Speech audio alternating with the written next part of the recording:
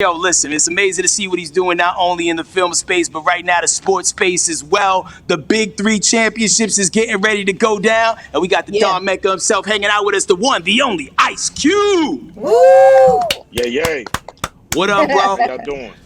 We doing All great, man. good, Yo, man. you are many seasons in right now on this Big Three thing, and I heard you say in a recent interview that getting the Big Three up and running at the level that you have it at now has been the hardest thing that you've ever had to do in business. Without a doubt.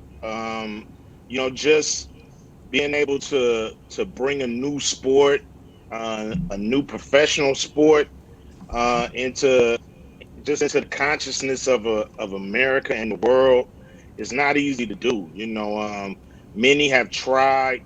The last sport that's actually worked from scratch is UFC, and that was 20 years ago when that started to take off. So I mean, we're damn near doing the impossible with the big three, because it's a lot of resistance. A lot of people don't want to see a new sport come in because we fight for sponsor money, we fight for attention.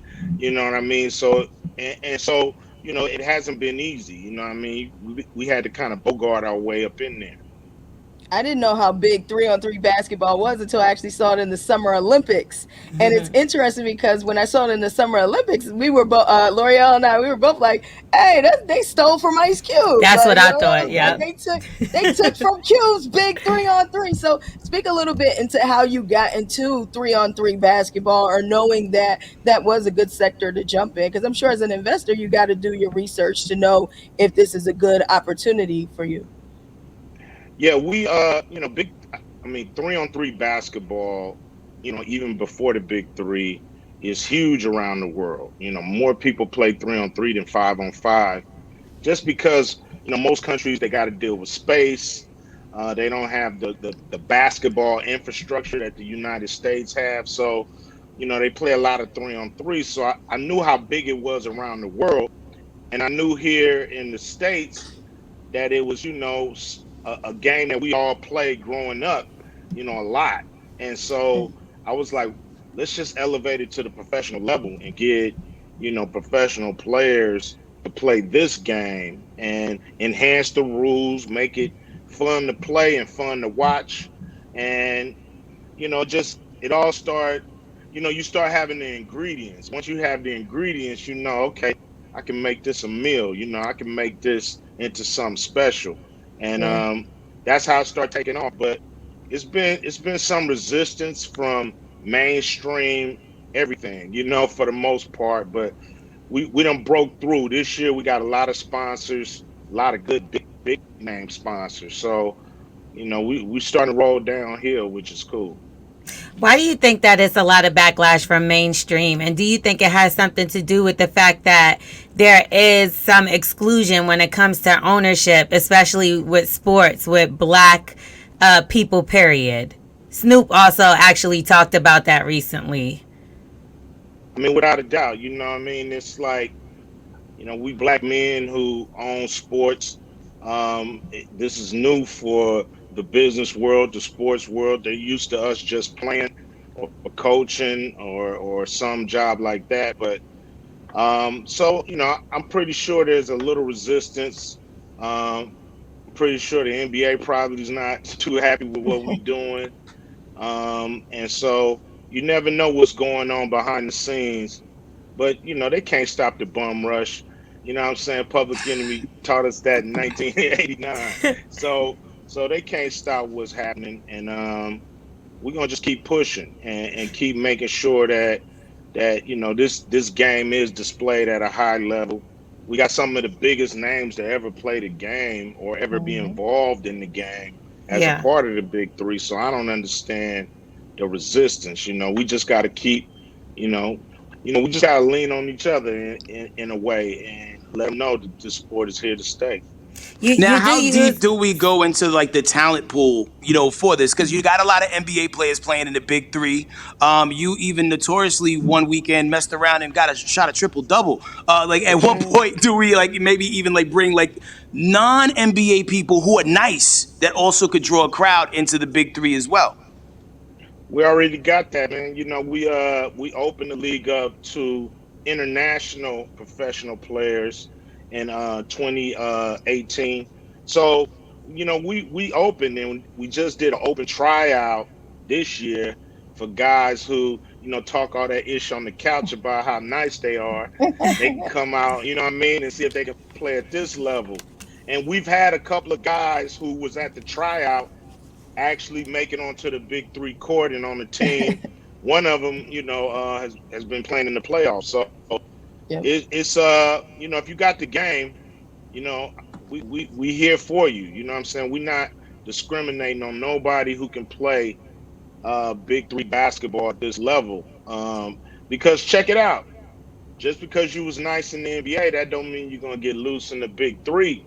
Yeah. Mm-hmm. And we found out just because you didn't have a big NBA career, that don't mean you're not going to be a star in the big three. Because we've had guys that are virtually unknowns show out, and now people know who they are. So it's a great platform.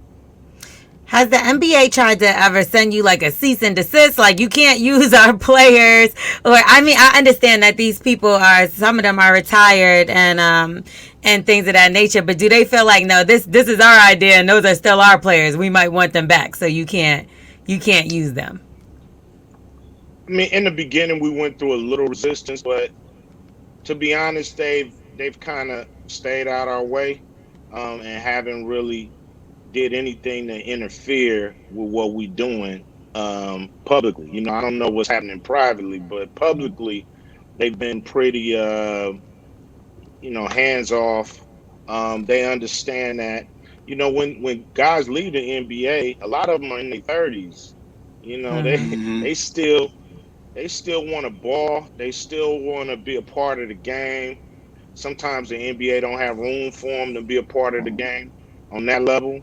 Um, and so, the big three is another pro sport that you can stay close to the game, close to the athletes, the camaraderie, the competition is at an all-time high. So it's the perfect sport, to for guys, once they lead the NBA or even before they go to the NBA at this point.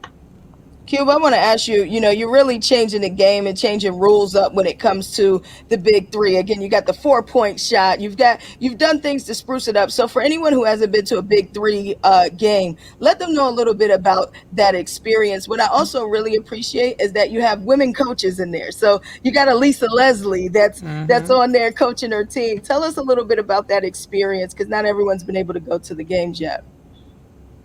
You got to see it live if we come to your town, because just seeing 7 footers play 3 on 3 is pretty amazing. The experience is loose. We have fun. You see families, whole families in the stands. Sometimes you go to an NBA game and it's too expensive to take the whole family. But our ticket is affordable. You see, 4 to 6 games for the price of one. The whole league, all the stars we have to offer. The game is exciting. We got the 4 point shot, as you say. This year we came with bring the fire rule, which is a rule where coaches can challenge a foul and have the players go 1 on 1. You won't Great. see that in the NBA at all. You know Mm-hmm. what I'm saying? So these are unique. When you talk about our female coaches, Lisa Leslie, she won Coach of the Year and a Mhm. Dope. championship last year.